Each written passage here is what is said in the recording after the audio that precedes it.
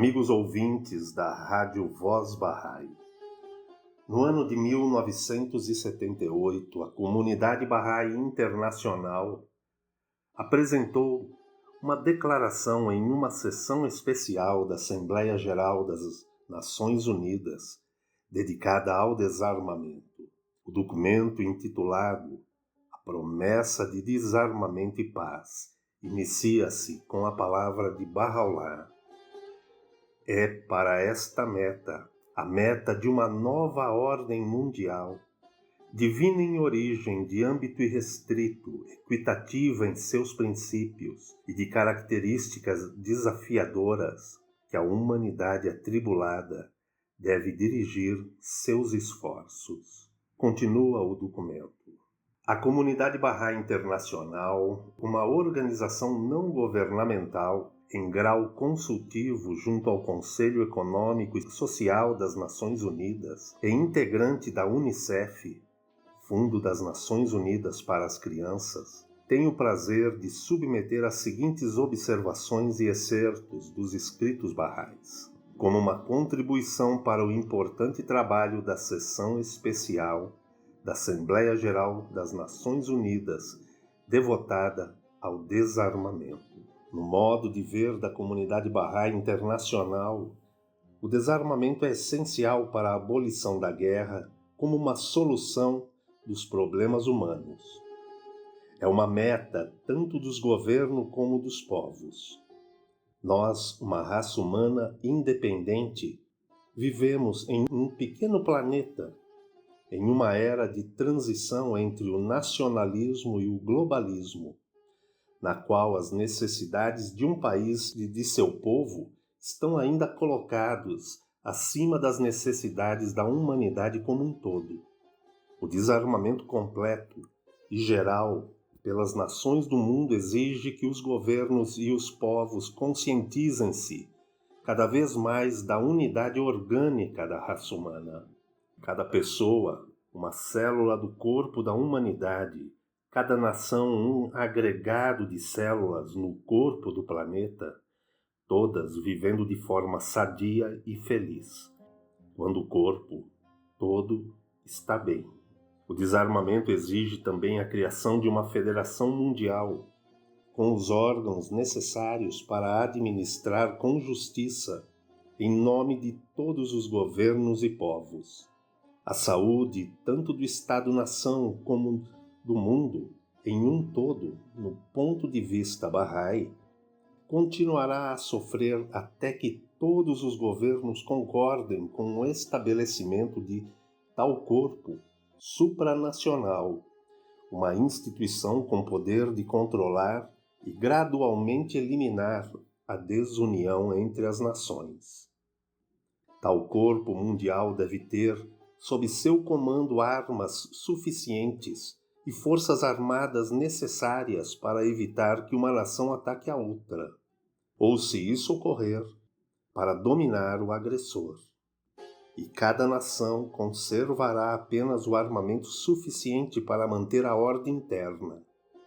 Somente então tornar-se-á de todo impossível a eclosão de uma devastadora guerra mundial, como também limitar-se-ão prontamente as guerras menores. As nações unir-se-ão umas às outras para resolverem não somente os problemas globais de educação, alimento, emprego e outros, como também aqueles assuntos cruciais de moralidade, lei e ordem internacionais, sem o que não pode haver paz duradoura. A Comunidade Bahá'í Internacional reconhece não existir um caminho fácil para a paz mundial. Os governos nacionais certamente têm a responsabilidade de evitar a guerra, de procurar meios de unir e desarmar, buscando um acordo político, primeiro estágio de paz mundial. Hoje, a tarefa que incumbe aos grandes governantes é a de estabelecer a paz, pois nisso reside a liberdade de todos os povos, diz os escritos bahá'ís. Em estágio mais avançado, é também tarefa de cada pessoa, através da conscientização de sua natureza real, como serva de um Criador e membro de uma família humana, cumprir com a vontade divina de reunir todos os povos em harmonia e paz, libertando o planeta da pobreza e da guerra. Neste segundo estágio, o da verdadeira unidade e paz mundiais, o bem-estar do indivíduo e da sociedade será manifestado em uma civilização que refletirá os valores espirituais do amor, compaixão e justiça.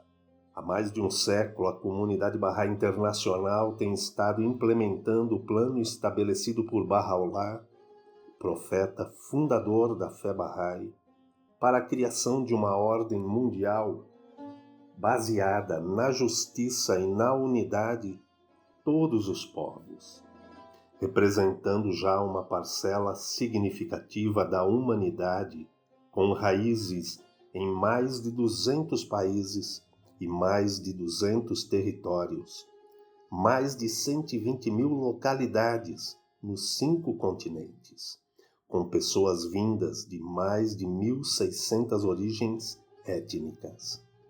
Estes dados são de 1981.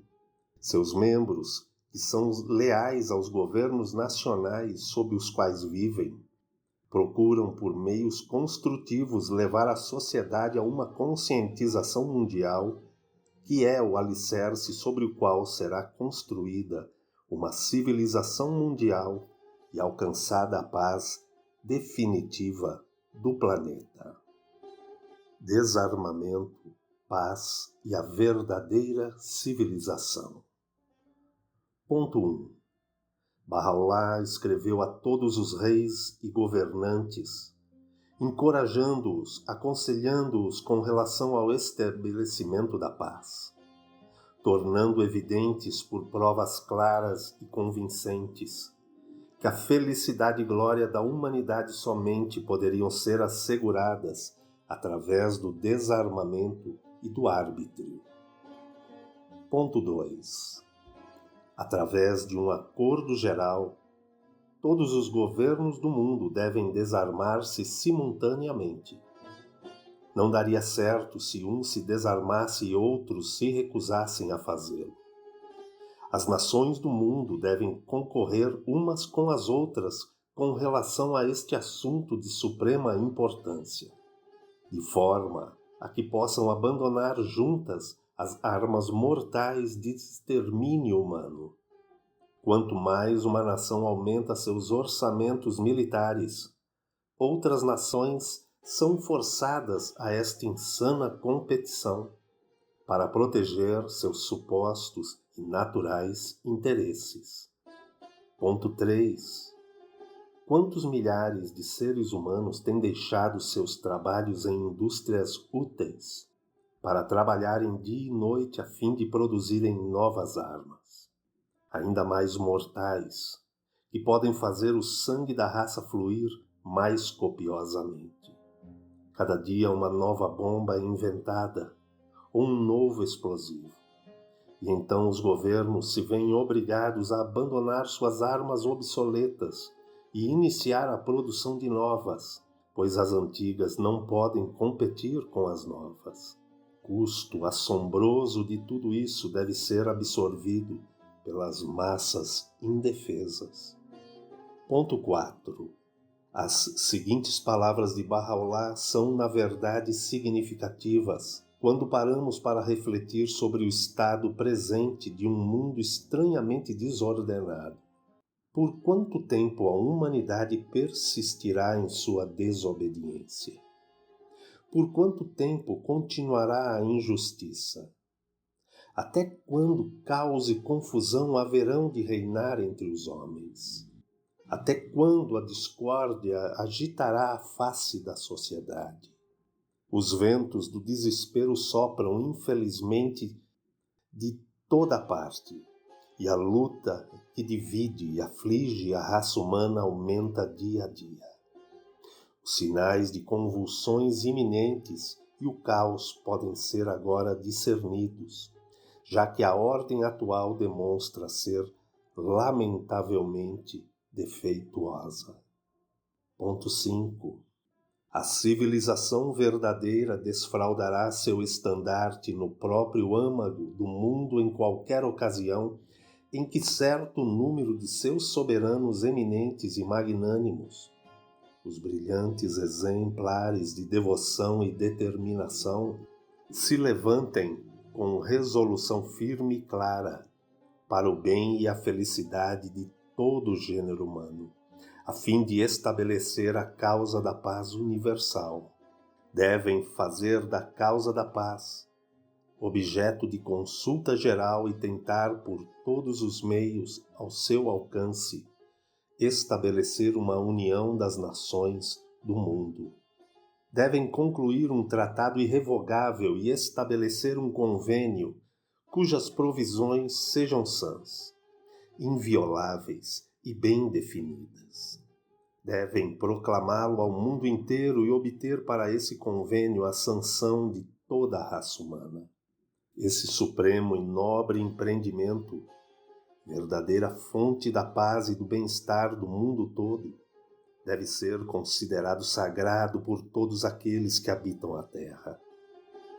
Todas as forças da humanidade devem ser mobilizadas para garantir a estabilidade e permanência desse supremo convênio. Nesse tratado tão compreensivo, os limites e fronteiras de cada nação seriam claramente fixados. Os princípios que baseiam as relações dos governos entre si seriam definitivamente estabelecidos e todos os convênios e obrigações internacionais seriam averiguados. De igual modo, a quantidade dos armamentos de cada governo devem ser estritamente limitada, pois se fosse permitido que qualquer nação aumentasse seus preparativos para a guerra, suas forças militares, isso incitaria suspeitas nas outras. O princípio fundamental que baseia esse pacto solene deve ser de tal modo fixado que, se qualquer governo viesse a violar mais tarde uma de suas provisões, todos os governos da terra se levantariam para reduzi-lo à completa submissão. Sim, a raça humana como um todo resolveria, com todos os poderes a seu dispor, destruir esse governo. Se este, o maior de todos os remédios, for aplicado ao corpo enfermo do mundo, sanar-lhe-á os males, e seguramente o fará permanecer por todo sempre salvo e seguro. Observe que, se uma situação feliz deve ocorrer, nenhum governo deve aumentar continuamente os armamentos de guerra, nem sentir-se obrigado a produzir sempre novas armas militares para com elas conquistar a raça humana. Uma pequena força para fins de segurança interna, para a correção de elementos criminosos e fora da lei, e para a prevenção de distúrbios locais é justificável, não mais. Desta forma, toda a população seria, antes de mais nada, liberada do pesado fardo dos gastos que normalmente lhe é imposto para finalidades militares, e, em segundo lugar, grande número de pessoas deixariam de devotar seu tempo para a contínua criação de novas armas de destruição, testemunhos de ganância e da sanguinolência, tão inconsistentes com o dom da vida. E dedicariam, em vez disso, seus esforços para a produção de tudo aquilo que desenvolva a existência humana, a paz e o bem-estar, e se tornem a causa de progresso e prosperidade mundiais.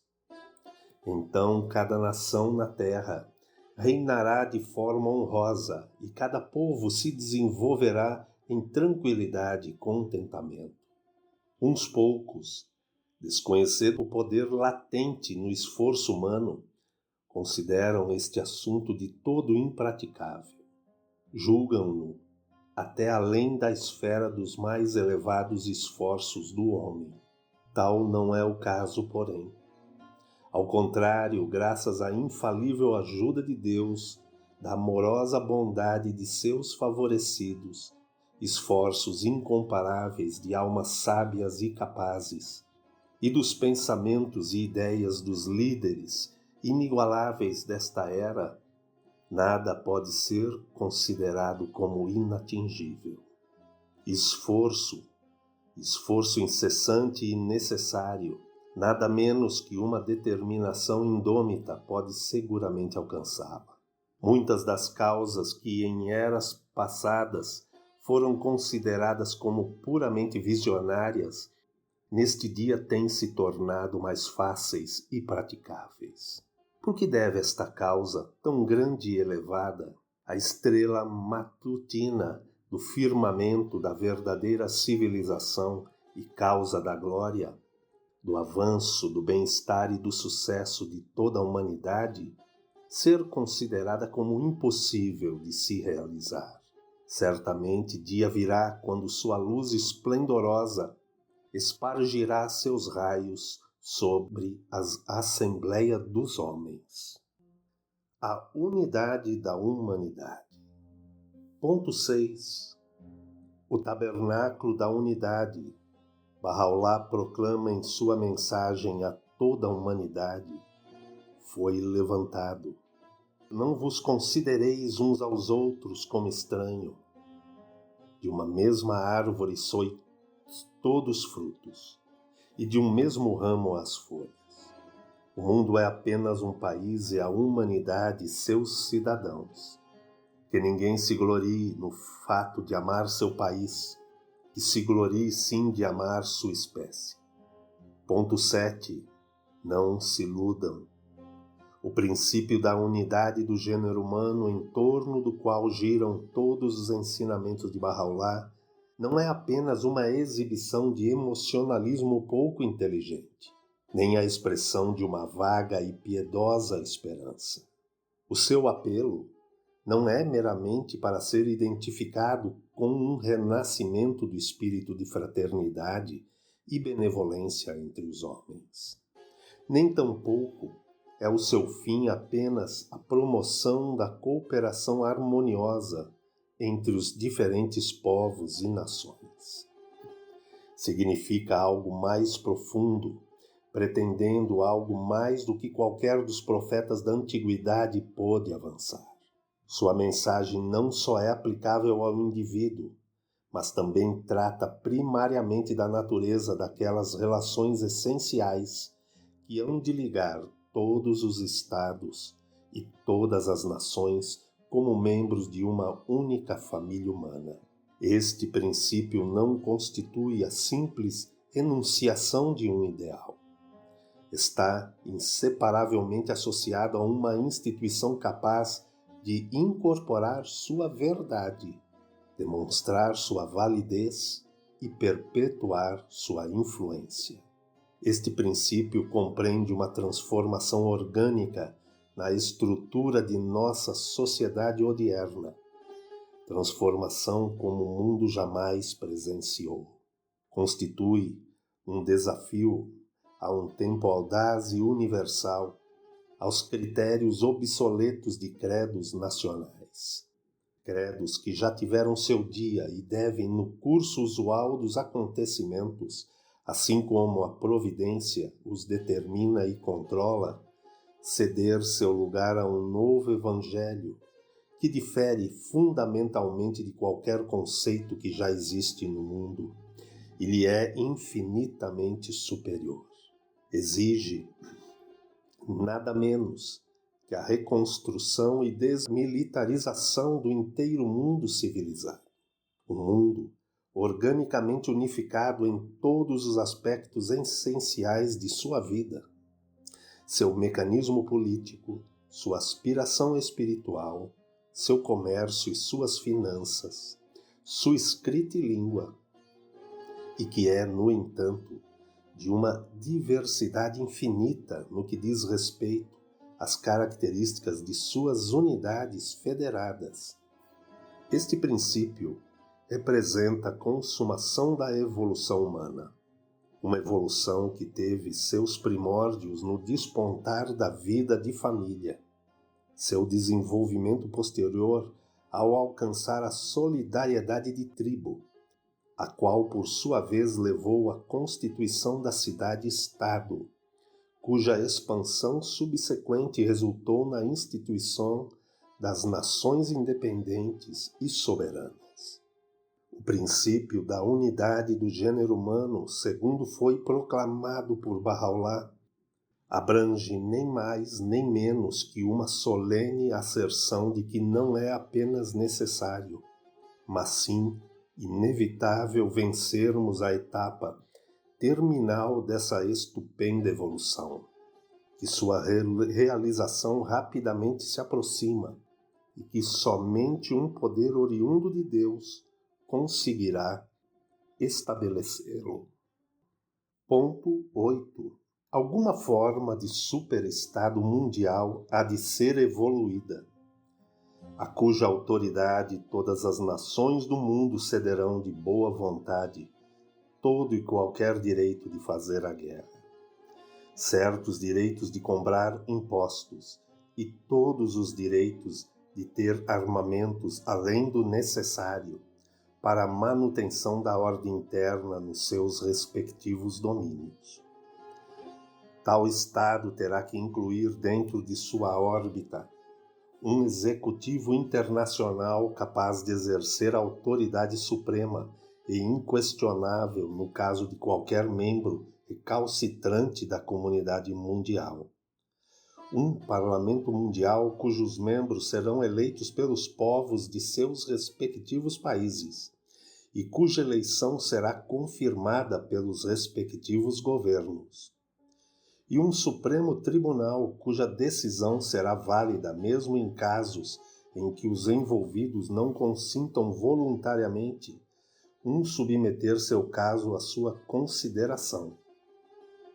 Uma comunidade mundial em que todas as barreiras econômicas tenham sido permanentemente demolidas, em que se haja reconhecido definitivamente a interdependência do capital e do trabalho, em que o clamor do fanatismo e da contenda religiosa tenha cessado para sempre, em que as chamas da animosidade da raça estejam finalmente apagadas, em que um só código de lei internacional, produto do juízo considerado dos representantes federados do mundo, tenham como sua garantia a intervenção instantânea e coerciva das forças combinadas das unidades federais.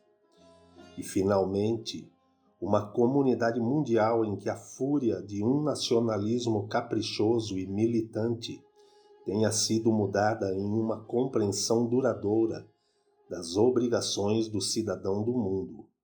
Isto, de fato, parece ser, no seu esboço, mais compreensível. A ordem antecipada por Bahá'u'lláh, uma ordem que virá a ser tida como o fruto mais belo de uma era que pouco a pouco vai amadurecendo.